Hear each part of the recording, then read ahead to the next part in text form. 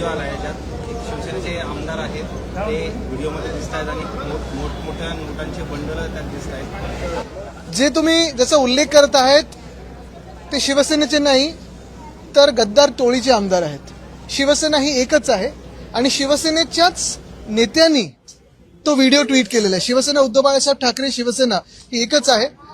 गद्दार टोळीचा जो व्हिडिओ ट्विट केलेला आहे हा भयानक आहे आणि म्हणून काल पण मी विचारलं की हा सगळा जो प्रचार सुरू होता आणि आता पण पुढच्या एका आठवड्यात प्रचार जो काही होणार आहे त्या गद्दार टोळीचे जे नेते आहेत गँग लीडर आहेत त्यांनी पण हेलिकॉप्टरमध्ये उतरून म्हणजे काय 1.5 तासाच्या प्रचारासाठी 2 मोठ्या बॅगा नेल्या त्याच्यातून कुठच्या आनंदाच्या शिधाचं वाटप होत होता ते आज टीव्हीवर आलेलं आहे.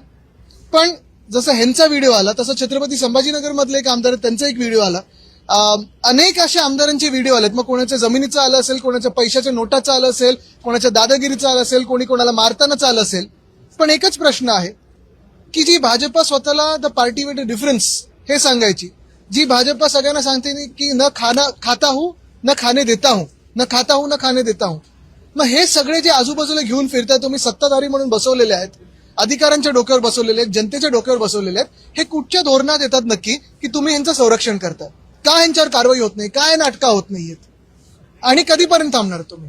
बरं त्या 22 मध्ये यांचं नाव आहे की नाही हे जरा ती 22ची यादी काढून बघा. एक मराठी संपून घेऊ मग, म्हणजे मराठी पूर्ण करू, संपून नाही पूर्ण करू.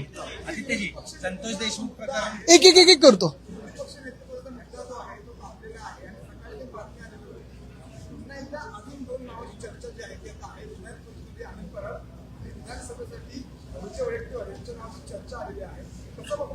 अरे तापलेल्या म्हणजे तुम्हीच तापवताय सकाळपासून. काल पण तुम्हीच तापवलं होता.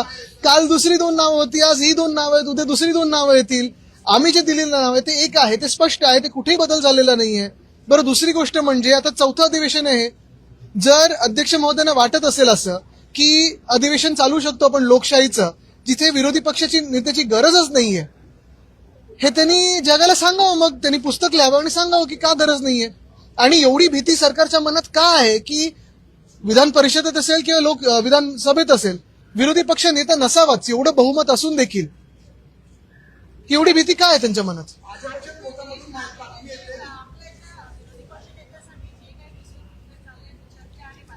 सगळे रुसवे सरकारमध्ये आहेत आणि ते जे बाजूला बसवले त्यांच्यामध्ये आहेत. ऐका तुम्हाला सांगतो, ही जी बातमी पसरवली होती ती एका गटाने पसरवली ज्यांच्या मनात असं आहे की उद्धवजींची आणि मुख्यमंत्र्यांची भेट होऊ नये. कारण मागच्या वेळी जेव्हा भेट झाली होती तेव्हा बीपी सगळे ते काय कुठे कुठे काय काय झालं होतं त्यांचं ते विचारत आहे ना. पण मुख्य गोष्ट हीच आहे की लोकशाही एखादं असं जेव्हा सदन असतं महाराष्ट्रासारख्या राज्यामध्ये एवढं निवडणूक आयोगाच्या आशीर्वादानं बहुमताचं सरकार आल्यानंतर तुम्हाला एका विरोधी पक्ष नेत्याची भीती वाटते, एका व्यक्तीची भीती वाटते, हे आश्चर्य आहे. हो पण ते सत्तेत ते का घेतील भाजपवाले विरोधी पक्ष नेत्याचं पद?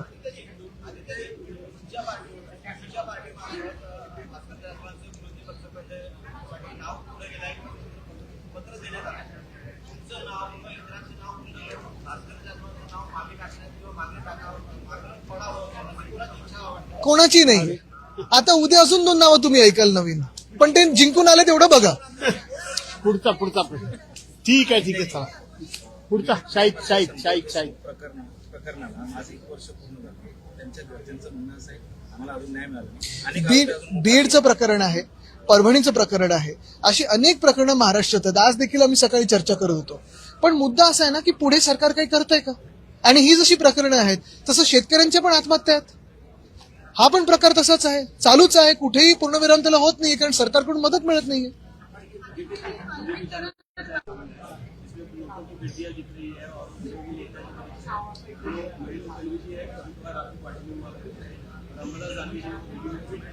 बिल्कुल, आज जो अंबादास दानवे जी ने वीडियो ट्वीट किया है उसमें एक विधायक है जो कैश के साथ दिखाई दे रहे हैं. ऐसे ही कुछ महीने पहले और एक विधायक थे उसी मिंदी गुट के जो ऐसे ही कैश के बैग के साथ बैठे हुए थे. लेकिन सवाल यही है कि भाजपा जो खुद को पार्टी विद डिफरेंस कहलाती है, भाजपा जो कहती है ना खाता हूं ना खाने देता हूं, इन्हीं सारे लोगों के बल पे अपनी सरकार मजबूत तरीके से बताई हुई है. तो क्या जवाब देगी वो देश को और लोगों को कि ऐसे सारे लोग, भ्रष्ट लोग लेके साथ सरकार चला रही है? मांग करने की जरूरत क्या है? ऐसे लोगों को तो जेल में होना चाहिए। क्या कभी भी आपने देखा है लोकतंत्र में ऐसी बातें होते हुए? परसों भी जो आपने देखा होगा, एकनाथ शिंदे उतर रहे हेलीकॉप्टर से, 2 बड़ी बैगें लेके जा रहे हैं। क्या था उसमें? इतनी बड़ी बैग कपड़ों के लिए, आधे घंटे के प्रचार के लिए?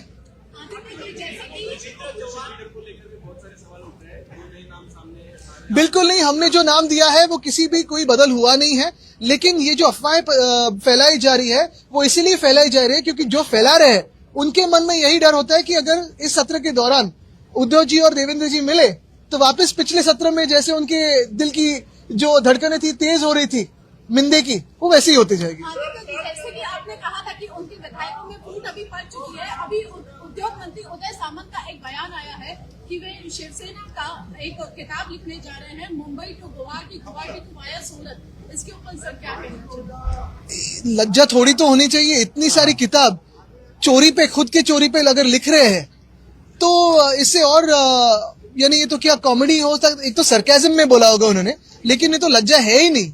ऐसे लोग किताब लिखे तो दुनिया की बेस्ट सेलर हो सकती है। एक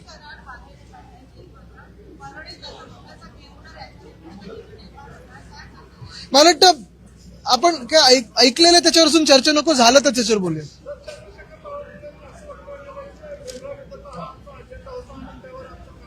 बघा, आपल्याला आठवत असेल जेव्हा मोदी साहेब 2014 मध्ये इथे आले होते महाराष्ट्रात प्रचाराला, तेव्हा त्यांनी सांगितलं होतं मी असेपर्यंत ते होऊ देणार नाही.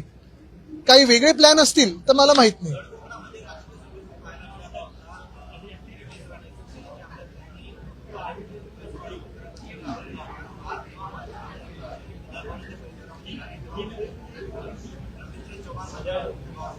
मी काही लोकांची मन की बात किंवा धन की बात ऐकतच नाही. ठीक आहे, धन्यवाद.